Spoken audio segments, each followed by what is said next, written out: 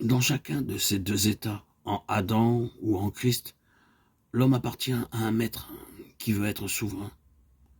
Vous avez été instruit à vous dépouiller eu égard à votre vie passée du vieil homme qui se corrompt par des convoitises trompeuses. Éphésiens 4, 22. Ne mentez pas les uns aux autres, vous êtes en dépouillé du vieil homme et de ses œuvres. Colossiens 3, 9. Ici, le vieil homme est souverain. C'est l'homme naturel, profondément corrompu et pécheur, qui est tout ce que Dieu aime et aime tout ce que Dieu est. On ne trouve que 3 fois dans la Bible cette expression, le vieil homme, dans Éphésiens 4, 22, Colossiens 3, 9, Romains 6, 6.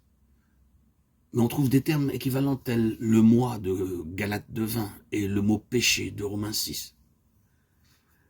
Par la chute d'Adam, le moi a usurpé la place qui revenait à Dieu. Et depuis lors, il règne sur l'individu, le maîtrise, le fait agir. On constate son empire même chez l'enfant qui sait à peine marcher, le vieil homme étend sa domination sur la vie entière de l'individu. Ses mauvais désirs deviennent de mauvaises actions. Son caractère inique se manifeste en conduite inique. Sa volonté impie s'exprime en œuvre impie. Cette racine de péché a des péchés pour fruit. La grande majorité des chrétiens s'arrêtent dans leur expérience du salut, au pardon des fautes passées et à l'espoir du ciel dans l'avenir. Pour le présent, ils sont semblables aux Israélites qui errèrent 40 ans dans le désert sans jamais jouir de paix ni de repos, sans parvenir à la terre promise. Ils ne reconnaissent pas que le vieil homme a encore sur eux un grand pouvoir. Ils ne discernent pas ses efforts subtils et perfides, ou bien ils sont indifférents à son action. Il suffit à certains chrétiens d'éviter de commettre des péchés grossiers pour être satisfaits d'eux-mêmes. Ils ignorent que nombre de péchés, moins évidents mais plus subtils, sont tout aussi odieux au Seigneur. Peu d'enfants de Dieu accepteraient de dire avec l'apôtre « Ce qui est bon, je le sais, n'habite pas en moi ».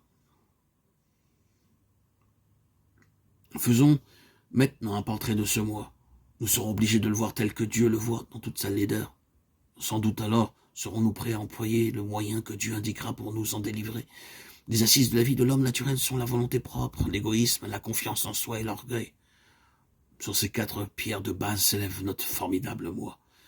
Et les pierres qui constituent l'édifice pourraient être appelées l'amour-propre, l'indulgence envers soi-même, la recherche de la satisfaction personnelle, la susceptibilité, la suffisance, l'affectation, l'ostentation, l'affirmation du moi, et bien d'autres encore. Cette description est-elle vraie ou non?